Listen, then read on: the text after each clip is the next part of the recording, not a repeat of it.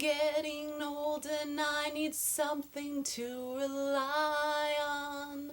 So tell me when you're gonna let me in. I'm getting old and I need somewhere to begin.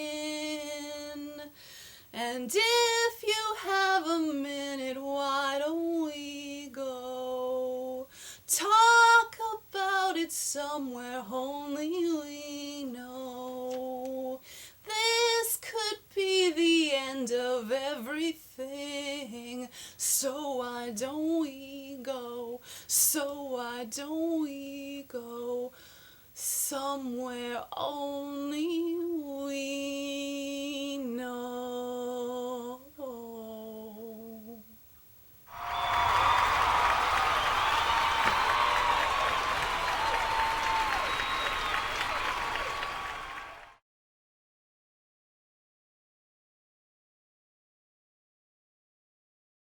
Somewhere only we know. This is such a cozy romantic feeling to go to and be in places where there's just the two of us. However, as author and talk show host Michael Ventura says in his book, we've had 100 years of psychotherapy and the world's getting worse. The wonder that two people feel together increases an isolation that in the end can only make them more desperate, and that desperation will eat and kill their love in the long run.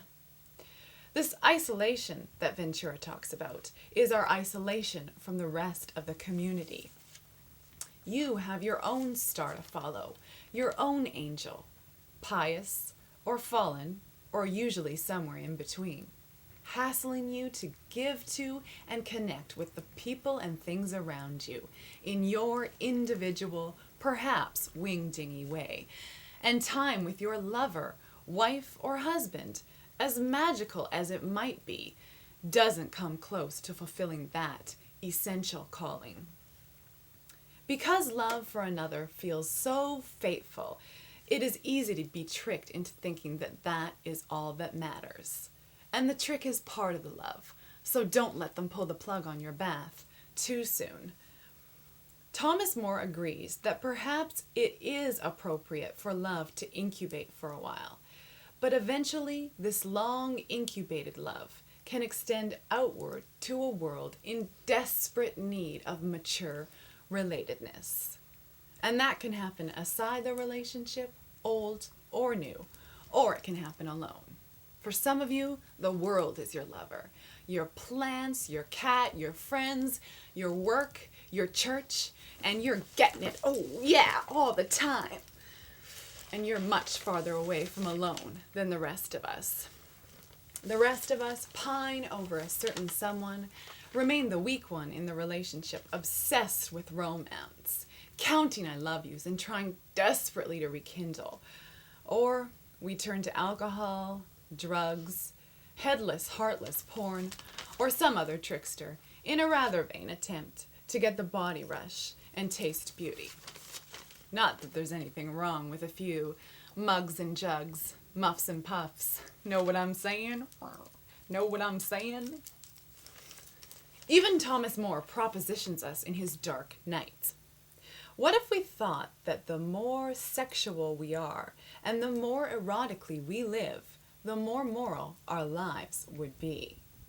Now bear with us here.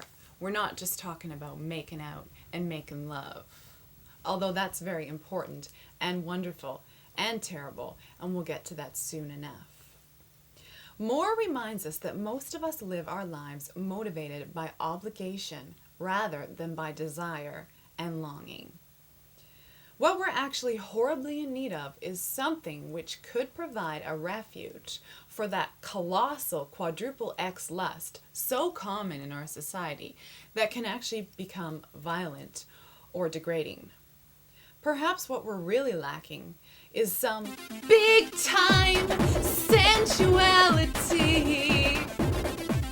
We tend to be so preoccupied with work, health, order, social status, and money that we lose our childlike priorities and affections for things like dirt, mud, color, sinfully delicious foods, rawness, oddball characters, bathroom humor, and dressing up playfully and showing off even for the mirror.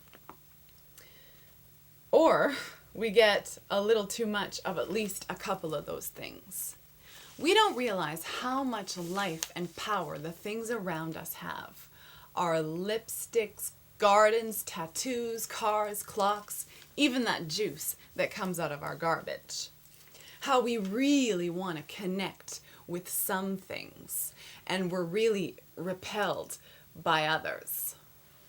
Well, what do you mean? It's not like things have souls. Just you watch what kind of soul I have, motherfucker. Just watch what I can do, man. You're gonna have me, that ugly lamp in your room.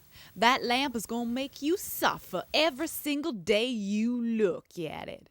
It's gonna produce fluorescent light and it's gonna drive you slowly crazy sitting in your office. And then you're gonna go see a psychotherapist and you're gonna try to work it out in your relationships. You know, communicate better with your husband and learn a new position or two.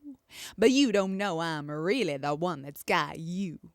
It's that fluorescent tube over your head all day long, coming right down on your skull like a KGB man putting a light on you, straight down on you. Shadowless, ruthless, cruel. So, are you saying then that a lot of my problems and my misery and my libido issues, whatever they may be, actually stem from you then, Mr. Light tube. Light Tube, right. Damn right they stem from me. I wish you wouldn't give all the credit to your them there husband or boyfriend or lesbian lover, whatever the hell's your fancy. I know that styrofoam cup on your desk there would also like a little acknowledgement for how repulsive it feels to the touch. Mr. Tube has a point. We tend to blame our foul moods on our partners and loved ones, when really our society is full of injustices and ugliness that make us feel exasperated, disgusted, and out of control. Who can save us from this misery? Our husband, wife, girlfriend, boyfriend? Viagra? Jesus? Oh, he is an extra special good guy, but I don't know.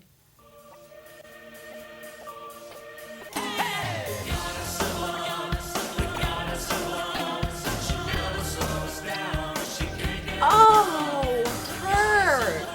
Yes! The Aphrodite hiding in the workplace, in your furniture, on the SkyTrain, at Joe's Cafe.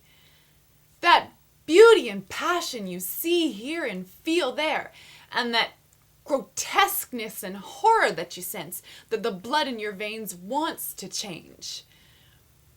You're not going to change your partner, so give that one a rest.